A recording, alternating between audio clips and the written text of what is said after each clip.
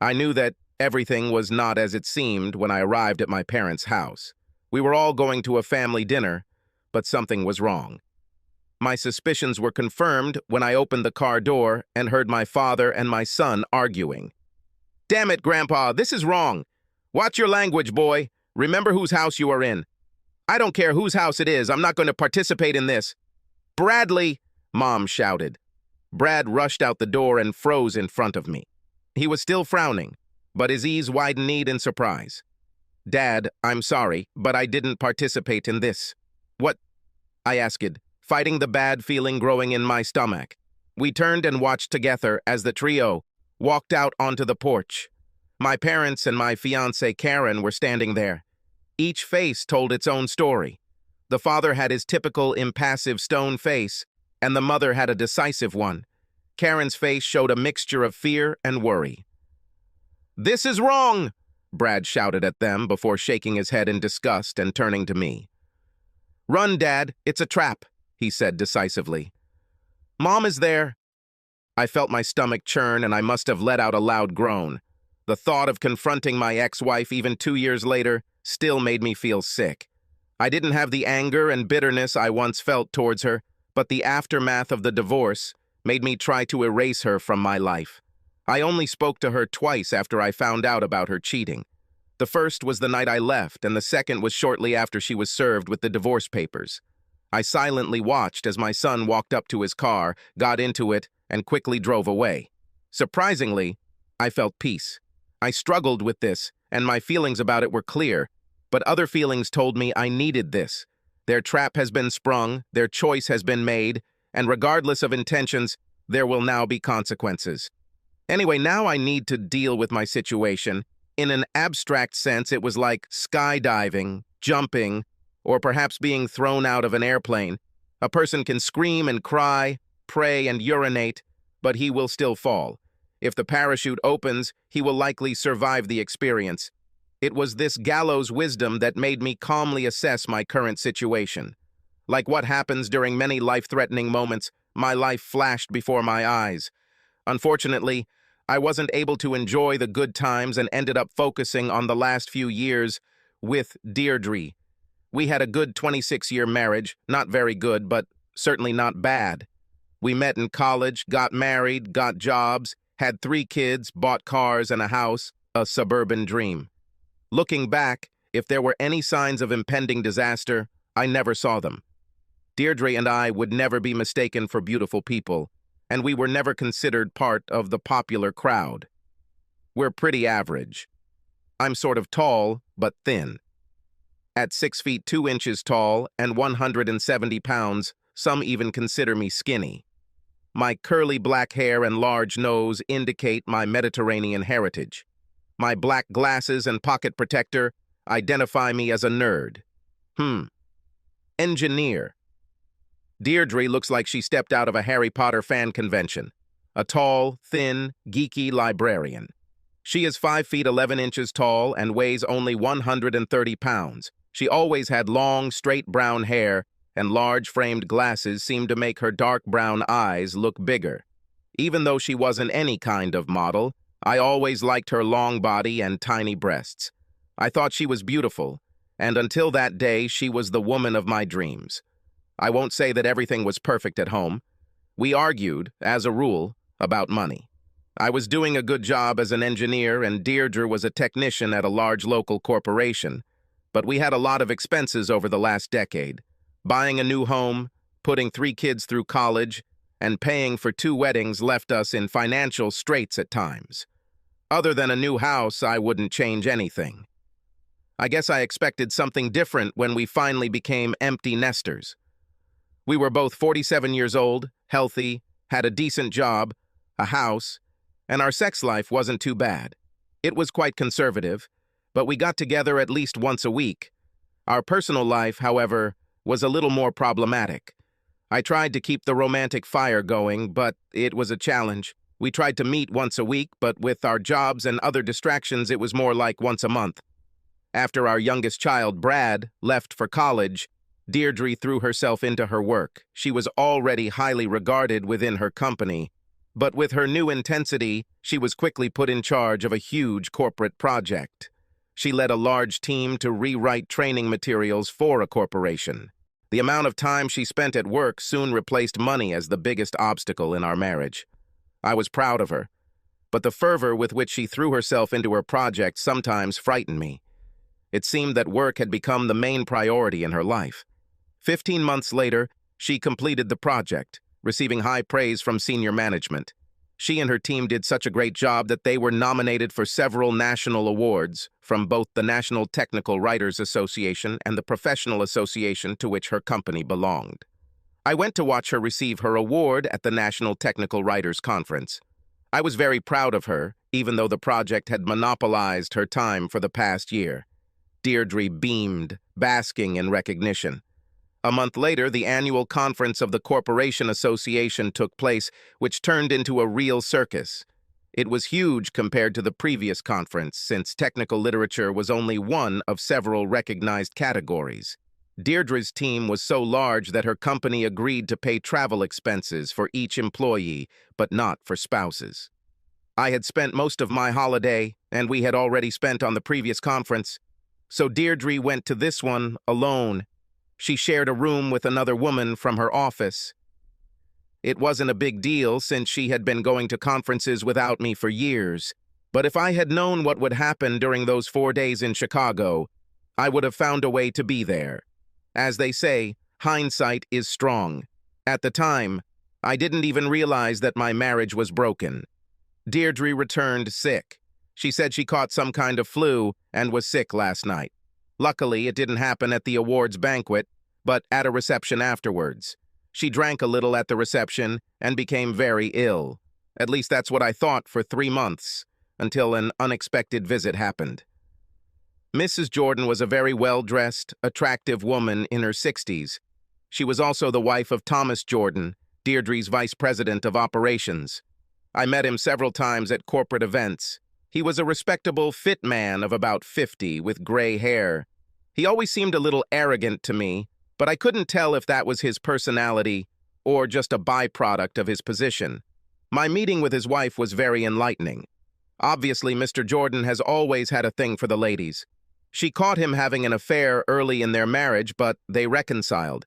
She believed that after that he remained faithful to her for another 2 years.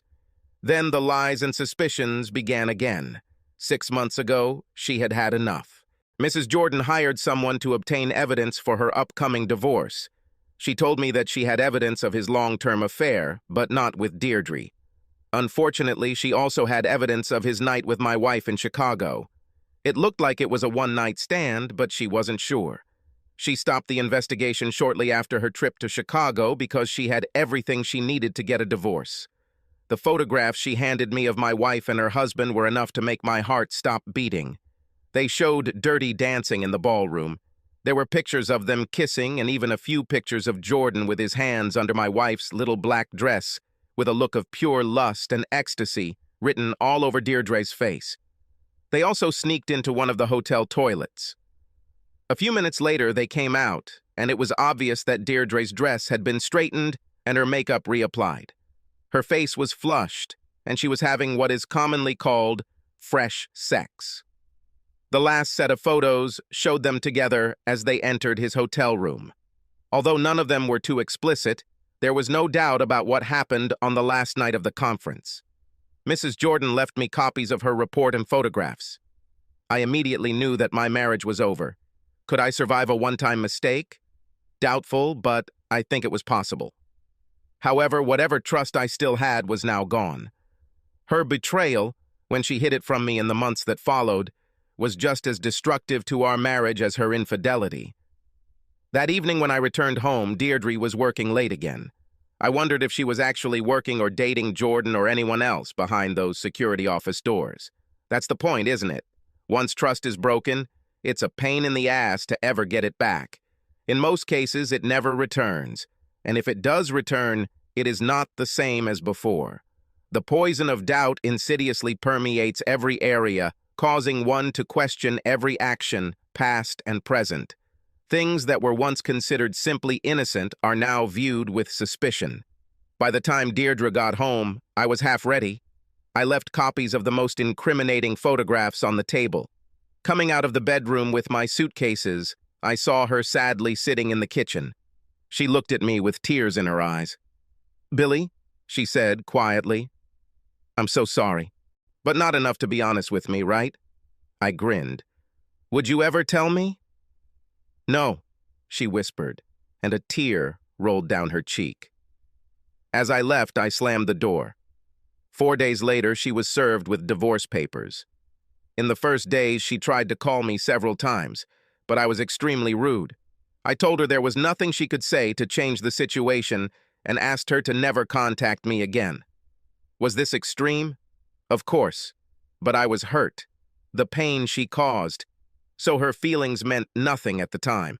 I didn't try to cut Deirdre out of my life. I needed time to take my mind off her and think during those first few weeks. I was hurt and I was angry, but I was still struggling to get through the divorce. All I knew was that it was a one-time thing, but even if it was, the trust we once had was gone. I didn't know if I could live with the type of marriage that would stay. Of course, all my friends and relatives had their own opinions. Some thought I should leave the cheater, but most felt I should try to reconcile since we spent so many years on it. My parents were the noisiest. I thought about it for a long time, but in the end I decided that I needed to move on. This was not a popular decision. The barrage of disapproval from my parents, children, and friends was overwhelming. I soon found myself constantly defending my decision, faced with a long line of people trying to persuade me to give Deirdre another chance. Constant questions about why I couldn't forgive her were accompanied by my constant objections about why, if she loved me so much, she couldn't keep her legs together. Every discussion seemed to turn into an argument. I soon became tired and angry that they were treating me like it was my fault we were getting a divorce, and I told them all that Deirdre and I's divorce was a dead topic. I loudly stated that I would have nothing to do with any conversation or people who could not respect that. Some understood my decision, many did not. The clashes with those who did not understand this were sometimes disgusting. When she was mentioned, I just got up and left. Quietly if I was allowed, loud and rude if not. Unsurprisingly, publicly suggesting to prospective friends that since it is excusable and not a marriagey killer, I could borrow their wives for the weekend just for sex, did not go well. Like telling them I'm moving on, and if it offends them, they can shove it up their ass. During this time, I lost several friends. My children reluctantly supported my decision, although I knew they hoped that somehow their parents' marriage could survive. They were shocked and angry at their mother, but did not abandon her. However, I made it clear to them that they should not talk to me about her. While my children respect my decisions regarding their mother, my parents did not. My mother loved Deirdre and couldn't accept that we were getting a divorce. She is more than assertive and tends to reject opinions that do not coincide with her own. My father is a different type of assertive. He served as a sergeant in the Army for 20 years. He'd been called an asshole countless times, but that was in a kind way. There are much worse words that are closer to the truth. Separately, they are difficult to deal with, but they can be dealt with. When they are both in harmony, they are a force of nature. Apparently, my divorce from my cheating ex-wife was considered unnatural because they bombarded me with their advice. They constantly reminded me of my responsibilities and obligations, regardless of Deirdre's actions. Unfortunately, it took threatening to sever all ties with them if they ever brought up my impending divorce again. I knew this would get their attention since I was the only child left that they still interacted with regularly. My older brother died in an accident 20 years ago. He was single and left no children. My two older sisters, Rose and Monica, were a completely different matter. They both stopped communicating due to their parents' constant interference in their marriages and families. Neither of them had spoken to their parents more than a few times in the last 10 years, so when I presented my ultimatum, my parents reluctantly agreed. Of course, I had one last meeting with Deirdre. A one-on-one meeting was her only requirement before she signed the divorce papers. I agreed. knowing it would hurt, and it did. "Bill, I'm really sorry," she said quietly. "I know it doesn't change anything, but I wanted you to know that it only happened once. I understand that you don't have to believe me, but it's the truth." "You're right, Deirdre," I answered coldly. "It doesn't change anything, and I really shouldn't believe you. In fact, why do I need this?" I saw that my words hit the target, although she maintained her stoic appearance. Although, we must give her credit, she continued undaunted. "I would like to say that I was drunk, but not so drunk that I couldn't stop. So why?" She took a deep breath. "I wish I could answer this question easily, for both of our sakes. It's not that I wasn't satisfied at home. Okay, I guess that's not entirely true, is it? If I got everything I needed from you, I wouldn't fall so easily." "So it's my fault?" I barked. "No!" she exclaimed, momentarily losing her composure. "Oh God, please don't think like that. I meant that you couldn't give me what I wanted. No one could. I needed your love and support, but I also needed to succeed on my own and receive approval from others. So no, you couldn't give me everything I wanted, no one could. It was my pride that allowed me to fall, my unshakable belief that I was in control of the situation. When we received our award, I was so caught up in celebrating my recognition that I became careless. I thought that everything worked out for me, that I was invincible. What does it feel like to be arrogant? When Mr. Jordan started showering me with praise, I enjoyed it. I was the center of attention, and people congratulated me everywhere I turned. This and the drinking made me careless. When he brought me to his room, I already knew what was going to happen. It was too late. I'll go to my grave regretting that I didn't stop him sooner. I can't say exactly why I gave up and went into his room. I know that I have already crossed too many boundaries and am guilty of betraying you. There were my actions at the party, teasing and groping, passionate kissing, and letting him grope me in the toilet. Her voice broke. She turned away and wiped her eyes. Turning to me, she pulled herself together and continued, "After this happened, I was devastated. I went to his bathroom and hid until he left. I looked in the mirror and saw that my unfaithful wife was looking at me. My guilt lay before me, and I could not hide it from my eyes. I saw my world slowly slipping off the edge of a cliff. I was fully aware that I was the one who pushed him, but now I was desperately trying to find a way to stop him. I know it doesn't seem like the truth, but I love you, Bill, and I need your love. It is your love and support that is the foundation on which I have built my life. When I returned home from the conference, I realized that I couldn't think of any scenario that involved confessing to you and saving our marriage. We both made it very clear throughout our marriage that cheating was a deal breaker and would end the marriage. I decided not to tell you. My reasons were selfish but practical at the same time. Just so you don't lose anything, right? I grinned. Her face looked like I had hit her. My pain and anger began to boil over, and I didn't even try to hide my feelings. "I said that my reasoning was selfish," she said quietly. "I also knew that nothing good would come from confessing. I will never put myself in a situation like this again. This was the only mistake, and I will try to make sure it never happens again. I did not resign or apply for a transfer because I rarely communicated with Mr. Jordan except for weekly meetings. Besides, if I did that, you would become suspicious and start asking questions. You're smart, and would probably begin to suspect that something happened in Chicago that you didn't like. Billy, I love you, whether you believe me or not. The thought of you suffering because of my actions was more than I could bear. My guilt was overwhelming and more than enough for both of us. I decided to silently carry my shame for the rest of my life. I prayed to be given a second chance.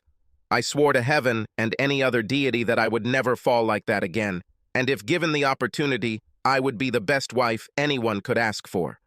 Obviously, things didn't work out that way. Perhaps, I said coldly, heaven remembered the vows you made on our wedding day, and perhaps they knew, as I do now, that your promises were worthless. She silently looked at me with pleading eyes. She hoped, as did I, that there was a way to put back together what had been broken. Unfortunately, we both knew it was too late. After the meeting, Deirdre signed the divorce papers. They were fair and close to what a court would likely have determined. After that, I no longer communicated with her. A few months later, our divorce was final, and I found myself trying to move on. My children, Katie, Mary, and Brad, helped me get through the first year after my divorce. I wasn't as bad as I was during the divorce, but I was still bitter and sarcastic. I knew they were also a support for their mother, but I never asked, and they were kind enough not to tell me anything. My relationship with my parents is a completely different matter. They were strained at best. The ghost of my failed marriage seemed to be present every time we spoke. I don't know how long this went on, but then something changed. They met my fiancé. I didn't start dating until a few months after my divorce. It was bad. I don't know what I expected, but most of the women I dated had just as much baggage as I did. I'm sure many women couldn't wait for our dates to end, as my bitterness probably ruined their evenings. So I dragged myself for about 7 months until I met Karen. She changed my world. Karen was a curvy little bundle of joy. Her dark mane framed her beautiful face and huge, toothy smile. She was barely over 5 feet tall and carried about 30 extra pounds. Luckily, most of them were in her breasts and ass. She had been divorced for about 9 years when I met her. She came out of a very abusive marriage. Her only child, a son, unfortunately followed in the footsteps of his abusive father and left for parts. Unknown 3 years before we started dating. To say that behind her cheerful, bubbly facade was a scared woman with huge trust issues would be a huge understatement. When I took her to meet her parents, I wasn't sure how they would react. I should never have doubted Karen's ability to please others. She was just like that. They liked Deirdre, but they just adored Karen. She was accepted into the family after meeting them for the second time. Karen wasn't perfect, of course, and she had major trust issues, just like I did. But she breathed life into my dead existence, and I fell in love with her. I seriously fell in love with her.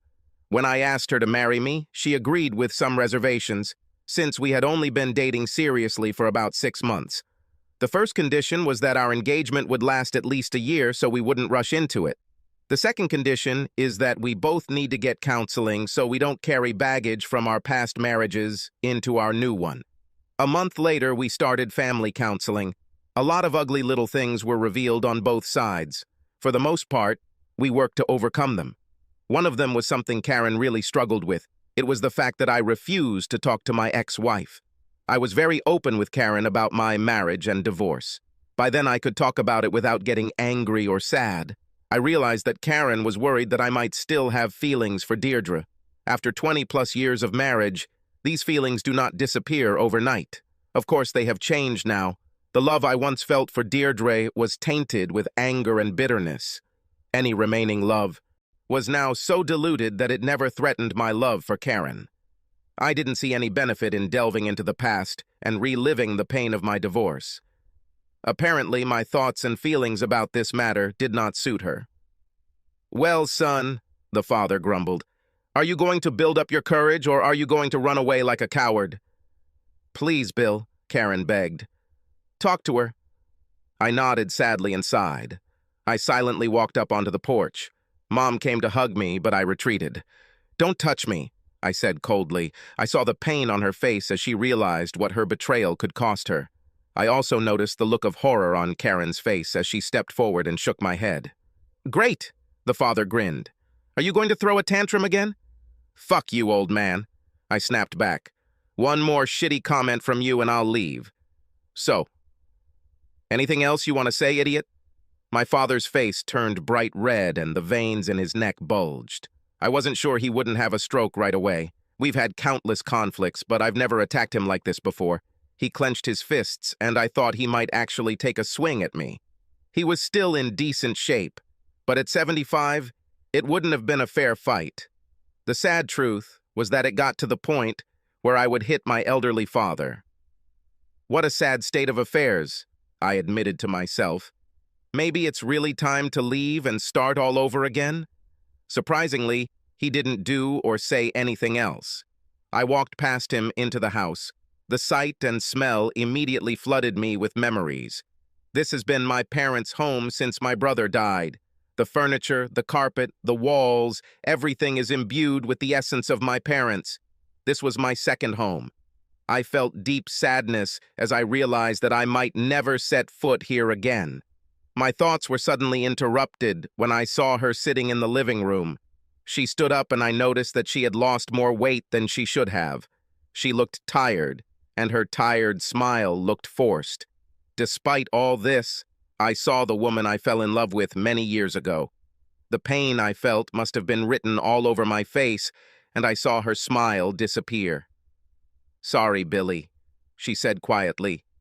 I told them it was a very bad idea, but they didn't listen. She snorted and tried to hide a small smirk. "Your parents never listened to anyone." Now it was my turn to grin. There was a lot of truth in this statement. I felt the cold rage of their betrayal begin to build in my mind. I didn't realize it, but Deirdre's reaction told me that I couldn't hide my dark thoughts.